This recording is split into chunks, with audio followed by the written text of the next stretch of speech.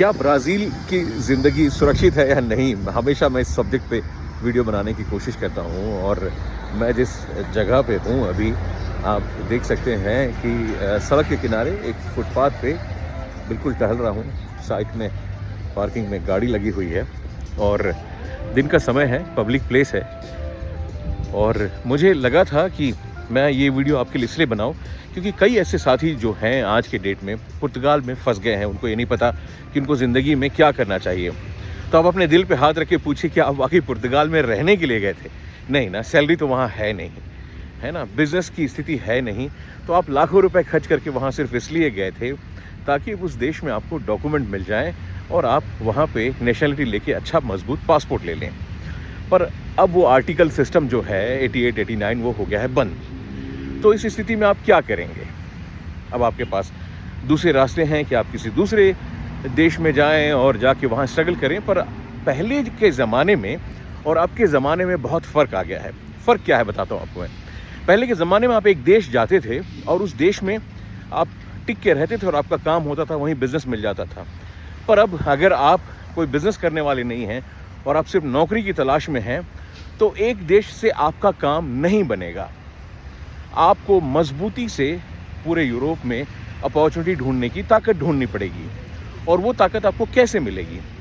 आपको चाहिए एक मजबूत पासपोर्ट। और ब्राज़ील एक ऐसा देश है, ब्राज़ील भी कहूँगा, अर्जेंटीना भी कहूँगा, ये सभी देश ऐसे हैं जिनके पासपोर्ट में पूरे शेंगेन की और यूके की भी वीज़ा फ्री एंट्री है। और बहुत सारे देश हैं, रशिया है और इधर जापान है और बहुत सारे हैं, वो आप खुद गूगल कर लीजिएगा। और इन देशों में पासपोर्ट अलग अलग स्थिति में, ब्राज़ील की विशेष परिस्थिति में 1 साल में मिल जाता है और अर्जेंटीना में 2 साल में मिल जाता है बिना कुछ किए। अर्जेंटीना में तो सिंपल आप 2 साल रहें और आप नेशनलिटी अप्लाई कर सकते हैं। तो अब आप बिना इन्वेस्टमेंट के, मतलब कोई इन्वेस्टमेंट नहीं करना, कुछ नहीं, आप एज ए स्टूडेंट जाएं, आप एज ए किसी जॉब के लिए जाएं, किसी भी तरीके से आप जाएं और वहाँ जाके 2 साल में रह लें और आप नेशनलिटी अप्लाई कर सकते हैं। तो ये सभी चीज़ें हैं, इन चीज़ों का फ़ायदा उठाइए क्योंकि और आपको पता है कि इन देशों के साथ में यूरोप के कई देशों की ऐसी ट्रीटी है कि वहाँ जाकर के ये बहुत आसानी से पीआर ले लेते हैं। पीआर की बात कर रहा हूँ, टीआरपी की नहीं। तो ये पीआर इनको मिल जाता है अगर ये अर्जेंटीनियन नागरिक हैं या ब्राज़ीलियन नागरिक हैं, और उसके बाद वो दूसरी नेशनलिटी भी अप्लाई कर सकते हैं। तो अगर आप अपनी फ्यूचर को प्लान कर रहे हैं और अगर आपको लगता है कि आपके जीवन में अंधकार है और आपको रास्ता नहीं मिल रहा है, तो मुझे लगता है कि आपको साउथ अमेरिका की तरफ देखने की ज़रूरत है क्योंकि आप इधर के नागरिक बन के फिर आज़ादी से कहीं पे भी अगर आप नागरिक हैं तो आपको पूरी दुनिया में रहने में कोई रोकता नहीं, कहीं भी जा सकते हैं और आपको एक मजबूत पासपोर्ट। अब ये चीज़ आप कहेंगे कि किन लोगों के, देखिए आपने बड़े बड़े यूट्यूबर्स के वीडियो देखे होंगे, जब वो ट्रैवल करते हैं उनको वीज़ा की तकलीफ़ होती है और उनको यहाँ जाने नहीं दिया जाता, वहाँ जाने नहीं दिया जाता। पर आप सोचिए कि आपके हाथ में एक ऐसी नेशनलिटी है, एक ऐसा पासपोर्ट है जो आपको पूरे यूरोप में घूमने की, आपको, उसका मतलब ये नहीं कि यूरोप में आपको रहने की अनुमति नहीं दे रहा है आपको, लेकिन पूरे यूरोप में घूमने की अनुमति दे रहा है। आप जा सकते हैं, चुन सकते हैं, पसंद कर सकते हैं। और जब आप चीज़ों को पसंद करने की आपकी ताकत होगी, जब आपकी ये ताकत होगी कि आप उन देशों में जा कर के घूम के अपनी अपॉर्चुनिटी को सर्च कर सकेंगे, तो उस स्थिति में आपके साथ ये होगा कि आपके हाथ खुल जाएंगे, आपकी बंदिशें खुद खुल जाएंगी, आप पूरी दुनिया में मोबिलाइज हो सकते हैं। हर एम्बेसी में जाके गिड़गिड़ाने की, कागज़ लगाने की, हाथ पैर जोड़ने की ज़रूरत ख़त्म हो जाएगी। और ये दर्द हमारे वही भाई समझ सकते हैं जो विदेशों में रहते हैं और अपने देश के पासपोर्ट के कारण में, जो भी उनके कारण हो, उस कारण उन्हें कई बार नीचे देखने का, मतलब गिर जाने का मौका मिलता है, नीचे देखने का मौका मिलता है।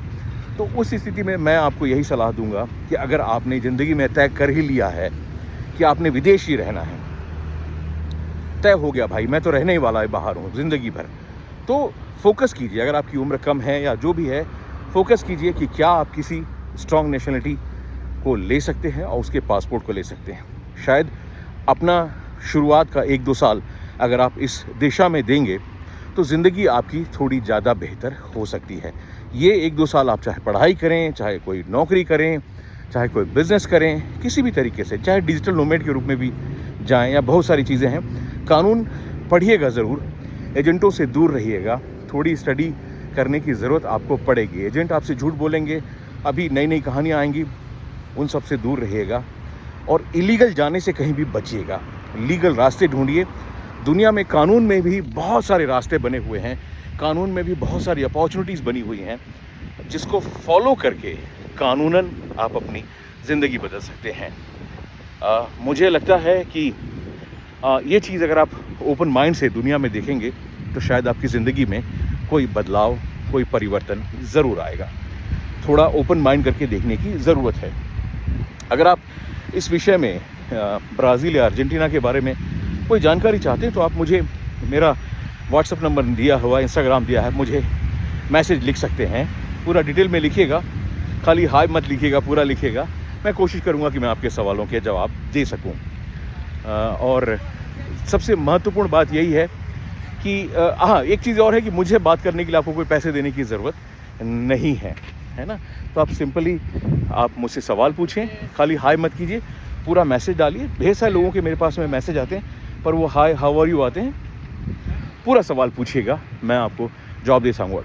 अगर टाइप करने में तकलीफ़ होती है, ऑडियो मैसेज भेजिएगा, कोई तकलीफ़ नहीं है। मैं कोशिश करूँगा कि मैं आपके सवालों का जवाब दे सकूँ। और आपको पता ही है कि हर रविवार को भारत के समय अनुसार शाम को 7 बजे हम अपने यूट्यूब पे लाइव होते हैं।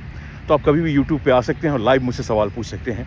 और मैं हमेशा कोशिश करता हूँ कि मैं आपके सवालों के सीधे जवाब दे सकूँ।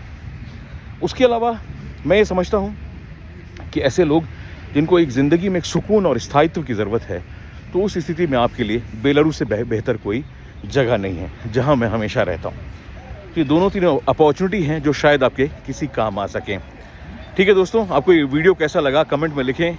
मिलेंगे अगले वीडियो में, तब तक के लिए जय हिंद, दस विदानिया।